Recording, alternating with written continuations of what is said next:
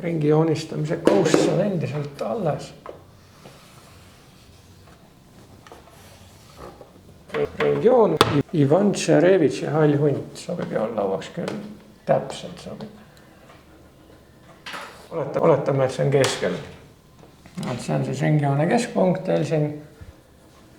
See osa siin on raadius ja selle pikkus oli meil vaja välja mõõta. Ja te mõõtsite ja saite, et see on 2,5 sentimeetrit. Ja ringjoone pikkuse arvutamise valem panen siia pikalt välja. Ringjoone pikkus võrdub 2 korda pi. Mina tähistan seda niimoodi, sest see arv lihtsalt ei ole väga täpne. Ta on irratsionaalarv, koma järel on lõputult palju numbreid. Ja nüüd ma hakkan seda välja arvutama siin.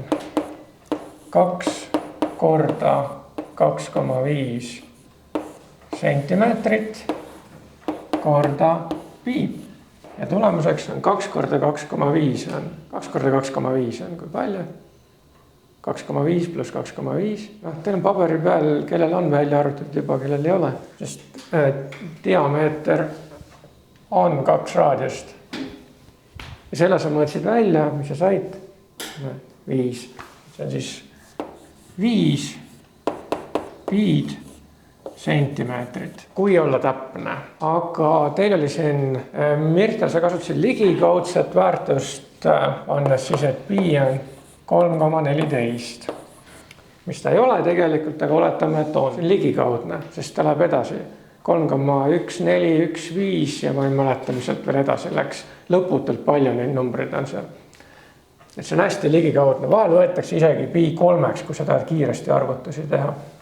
Ja nüüd oli siis vaja korrutada selle arvuga, et paneme pi siia asemele. Teised arvud jäid samaks, 2 korda 2,5 ja 3,14. Sa oleksid saanud need enne ära korrutada, sest 2 korda 2,5 Mirtel on 5 ja siis on lihtsalt 5 korda 3,14. See on lihtsam. 5 korda 3,14.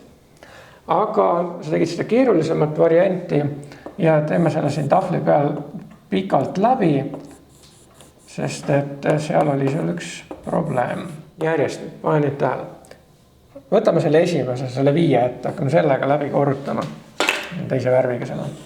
Nii.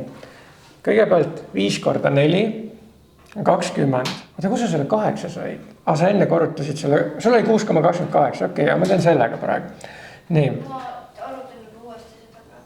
Ja 5 korda 4 on 20, lõpeb nulliga, 2 läheb siia üles. 5 korda 1 on 5, 5 pluss 2 on 7 ja 5 korda 3 on 15. Nüüd see teine, nüüd me korrutame 2 läbi.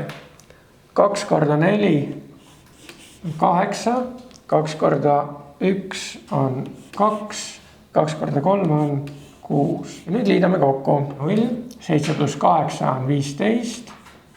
1 meeles, 5 pluss 2 on 7, pluss 1 on 8 ja 6 pluss 1 on 7. Ja nüüd paneme lõpuks koma paika. 1, 2, 3. 1, 2, 3. Siin on koma. 7,85. Ja see tuleb siis nüüd veel 2 korrutada. Või samamoodi, kui sul oli 2,5 korda 6,28, 5 korda 8, 40, 4 meeles, 5 korda 2 on 10, pluss 4 on 14, 1 meeles, 5 korda 6 on 30, pluss 1 on 31. Ja nüüd 2, 2 korda 8, 16, 1 meeles, 2 korda 2 on 4, pluss 1 on 5, 2 korda 6, 12. Ja liidame kokku 0, 4 pluss 6 on 10, 1 läheb siia juurde, 2 pluss 5 on 7, 3 pluss 2 on 5 ja 1. 1, 2, 3, 1, 2, 3, 15,7. Me võime siia nüüd kirjutada, et see on ligikaudu 15,7 sentimeetrit. Kindlasti, kui sa kasutad 3,14 selle pi sümboli asemel, ära kasuta võrdusmärki. vaid siis kasuta seda lainetust. See näitab, et see on ligikaudne väärtus. Mina saan vastuseks 4,423. Ei, nagu... Ringijoone pikkuseks või? Et ringijoone pikkus on väiksem kui see joon. Ei saa ju olla. Nagu 44. Vaatame, kus siin nüüd on. Mida sa nüüd korrutasid? Need samad jälle, jah?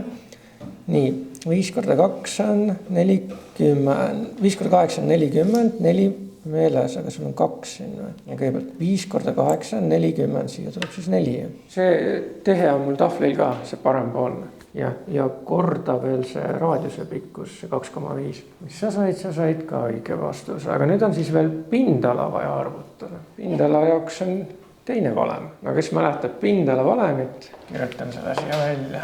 Mis raadius see? Ei, see on 2. Jah, pi korda 2,5 sentimeetrit ruudus, saame 6,25 ruutsentimeetrit, 6,25 pi, see pi siia vahele. See on nüüd täpne.